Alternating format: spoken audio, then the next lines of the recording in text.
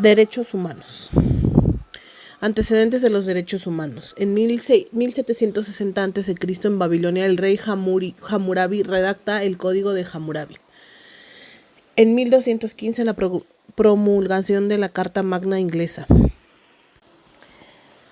En 1679 se crea la Habeas Corpus, que garantiza la libertad individual. En 1776 se da la Declaración de Independencia de las Colonias Americanas. En 1789 se da la Declaración de los Derechos del Hombre y del Ciudadano. En 1824 se da la promulgación de la Constitución de Apatzingán de México, que establece la libertad, la igualdad y la seguridad como derechos.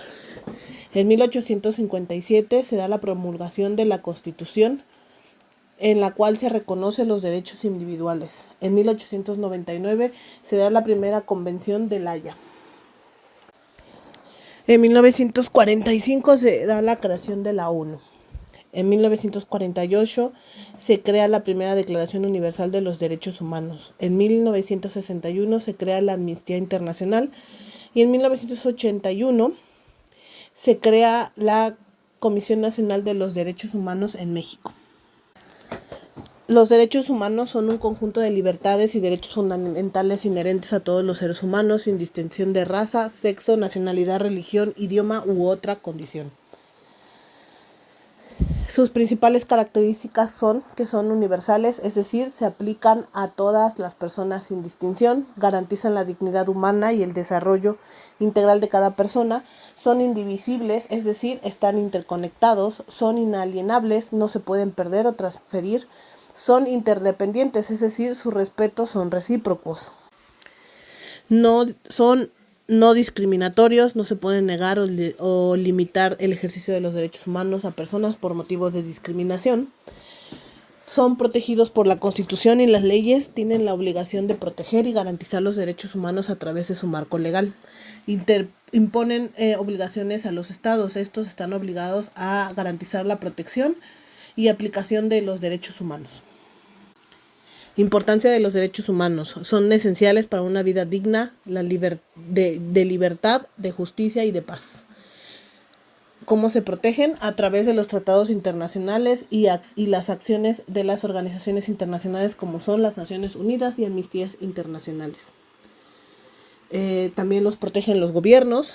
Existen mecanismos de protección de derechos humanos como son en sistemas jurídicos nacionales, que son la ley o la Constitución. Estas están protegidas por la legislación nacional.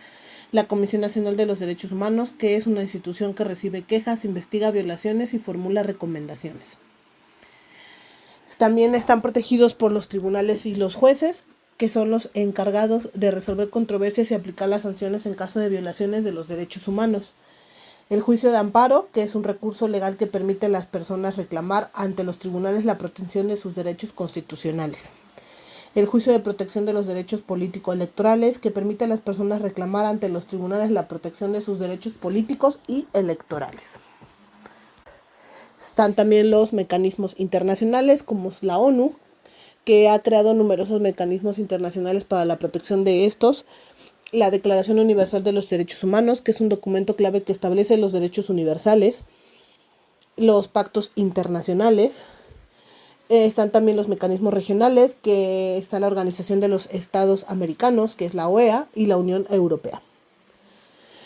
Están los mecanismos no jurisdiccionales. En ellos se encuentra el mecanismo de protección para las personas defensoras de derechos humanos y periodistas.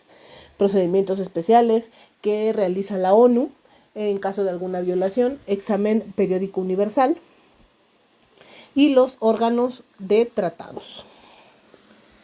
Algunos de los derechos humanos que se encuentran plasmados en la Constitución mexicana son la libertad de conciencia, la libertad de imprenta, el derecho a la libertad de tránsito y residencia, libertad de asociación, reunión y manifestación, libertad religiosa y de culto, derecho al acceso a la justicia, derecho a la irretroactividad de la ley, derecho a la audiencia y debido proceso legal, principio de legalidad, seguridad jurídica en materia de detención, seguridad jurídica para los procesados en materia penal, derechos de la víctima u ofendido, seguridad jurídica en las detenciones ante autoridad judicial, seguridad jurídica respecto a la imposición de sanciones y multas, seguridad jurídica en los juicios penales, derecho a la inviolabilidad del domicilio, derecho a la inviolabilidad de comunicaciones privadas, derecho a la propiedad, derechos sexuales y reproductivos, derechos de acceso a la información, derechos a la protección de los datos personales, derecho a la de petición, derecho a la ciudadanía, derecho a la reparación y la máxima protección, derecho a la educación, derecho a la salud, a la vivienda, derecho al agua y saneamiento, derecho a la alimentación, derecho a un ambiente sano, derecho a la identidad y libre desarrollo de la personalidad.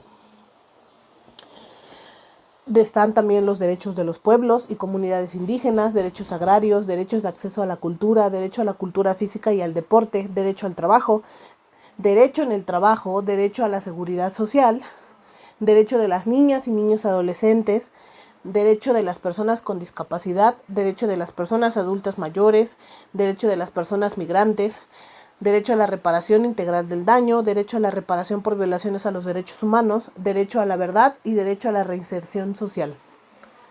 Conclusiones. Los derechos humanos son esenciales para la convivencia justa y en paz en los estados. Es por eso que el gobierno tiene la obligación de garantizar el respeto y protección de estos, mediante mecanismos legales para dicho fin. Es de suma importancia hoy en día el dar a conocer toda la existencia de dichos mecanismos para evitar violaciones de derechos fundamentales, así como dónde tienen que recurrir los ciudadanos para denunciar alguna violación.